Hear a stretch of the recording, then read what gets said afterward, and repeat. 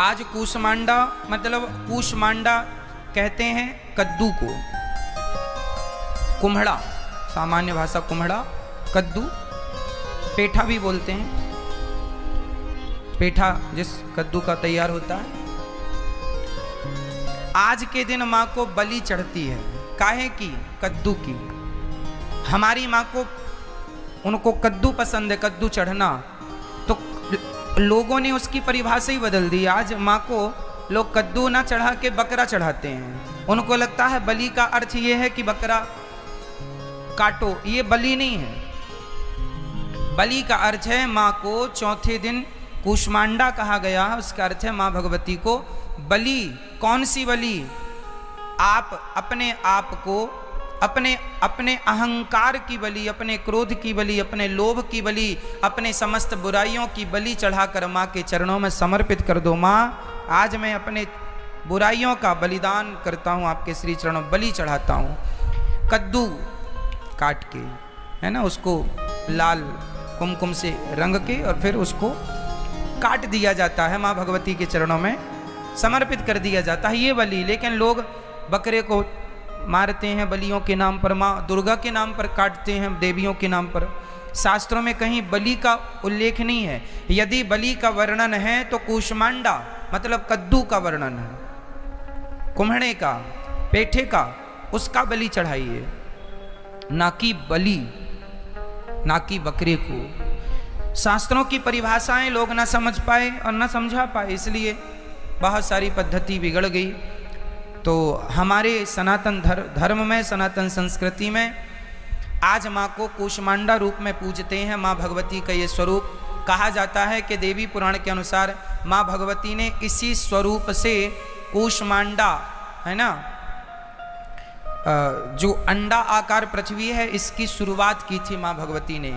शक्ति तो माँ ही होती है ना, तो शक्ति के बिना, जैसे पहले राधा जी आई फिर श्याम सुंदर आए, बिना राधा के कृष्ण आधे हैं, अधूरे हैं, जैसे बिना शक्ति के शिव अधूरे हैं, इसलिए शिव जी को अर्धनारीश्वर कहते हैं। भगवान शिव को आपने देखा होगा, आधा पुरुष आधा स्त्री, और हर पुरुष जो शादीशुदा है, जो गृहस्थ है, हर पुरुष हर अर्धनारीश्वर ही होता है।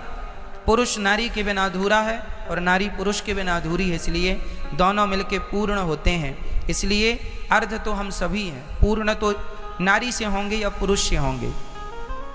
तो माँ भगवती ने सृष्टि को उत्पन्न करने की शक्ति देने वाली ब्रह्मा जी को आज माँ भगवती है। भगवती मतलब साक्षात माँ लक्ष्मी, जिन्हें श्री कहते हैं। तो माँ भगवती हम सबको सृष्टि उत्पन्न करने की शक्ति दें। सृष्टि केवल ब्रह्मा जी उत्पन्न नहीं करते, आप लोग भी अपनी संतति उत्पन्न करते हैं, अपना भी घर बनाते हैं, आप भी अपने लिए व्यवस्थाएं संजोते हैं, वो भी एक सृष्टि ही है, छोटी सी आपके हिसाब की। तो उस शक्ति को करने की शक्ति कौन देगी?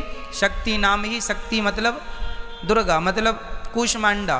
तो माँ भगवती जिनकी शक्ति से हम ये संसार को आगे बढ़ाएं, वो शक्ति है भगवती, है माँ लक्ष्मी। आप कूष्मांडा बन के हमें वो शक्ति प्रदान करें जिससे हम संसार को आगे बढ़ाएं, हम अपनी संतति को आगे बढ़ाएं। इसलिए कूष्मांडा स्वरूप का आज पूजन होता है।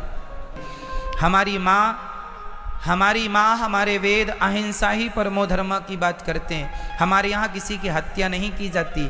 आज मुझे कोई भाई ने कागज़ में लिख कर दिया कि महाराज जी, हमारे यहाँ जब किसी बच्चे का जन्म होता है तो 12वें दिन, और कोई मर जाता है तो 13वें दिन मछली चावल खाने की परंपरा बनाए हैं। 13ही में मछली चावल खाते हैं।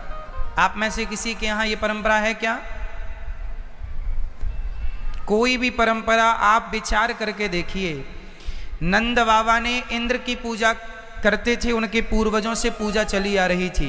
भगवान श्री कृष्ण ने कहा कि ये पूजा गलत है, आप गोवर्धन की पूजा करिए। इंद्र की पूजा बंद करा के भगवान श्री कृष्ण ने गिरिराज जी की पूजा कराई थी ना। उसी प्रकार अपने स्वाद के लिए, अपने स्वार्थ के लिए किसी जीव की हत्या करना कहीं जायज नहीं है, कहीं नहीं लिखा। इसलिए ये गलत परंपराएं तुरंत इन्हें ख़त्म की जाएं।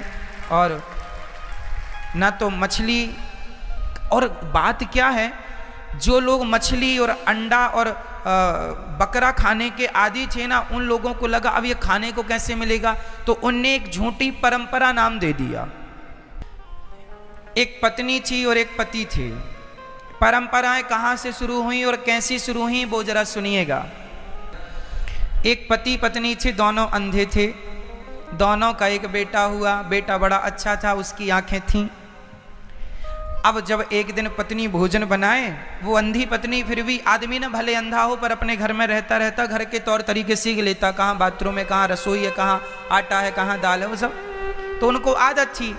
तो वो अपना रोज महिला जो अंधी थी वो आटा गूंथे और रोटी बनाए। एक दिन उसके चौका में, चौका मतलब रसोई, एक दिन उसकी रसोई में बिल्ली आ गई। और बिल्ली आई तो सारा दूध पी गई। अब उसने कहा सुनो जी, अपने अंधे पति को बुलाया, यहाँ आओ। ये बिल्ली आती है, हम तो दोनों अंधे हैं, पता नहीं कब आ जाती है कब पी जाती है, और ये यहाँ आके बड़ा परेशान करती है। सुनो, जब तक हम भोजन बनाए ना तब तक आप यहाँ बैठे ये लाठी पटकते रहना। तो उसने एक फटा सा बांस दे दिया, वो रसोई में ऐसे फट फट फट पटकता रहा अंधा, इसलिए क्योंकि वो देख तो सकता नहीं था, तो अब बिल्ली आएगी नहीं क्योंकि आवाज है। तो उसने बिल्ली के लिए फटा बांस पटकना शुरू कर दिया। अब जितनी देर वो भोजन बनाए, वो अंधा द्वार पर बैठे और बस बांस पटके फट फट फट ऐसे। अब उसका बेटा बड़ा हुआ। बेटे ने देखा कि भाई मम्मी जब भोजन बनाती है तो पापा पिताजी बांस पटकते हैं। उसकी शादी हुई, उसकी दुल्हन आई, तो जब वो भोजन बनाने गई तो ये भी द्वार में बैठ गया और वही बाप का बांस लेके पटकना शुरू किया। तो पत्नी ने कहा क्यों जी, क्या कर रहे हो? उसने कहा ये हमारे घर की परंपरा है, हमारे पूर्वजों की। अच्छा, वो अंधा अंधी ये बता ना पाए कि ये परंपरा नहीं बेटे, तो बिल्ली भगाने के लिए। अच्छा, वो अंधा अंधी दोनों मर गए। अब जब मर गए तो ये बेटा वो परंपरा फॉलो कर रहा है। पत्नी रोज जब भोजन बनाए तो ये अपना काम धाम छोड़ के द्वार पर बैठा रहा, उसको लगे हमारी ये परंपरा है, इससे हम लोग सुरक्षित रहेंगे, नहीं बजाएंगे तो कहीं देवी देवता नाराज ना हो जाएं।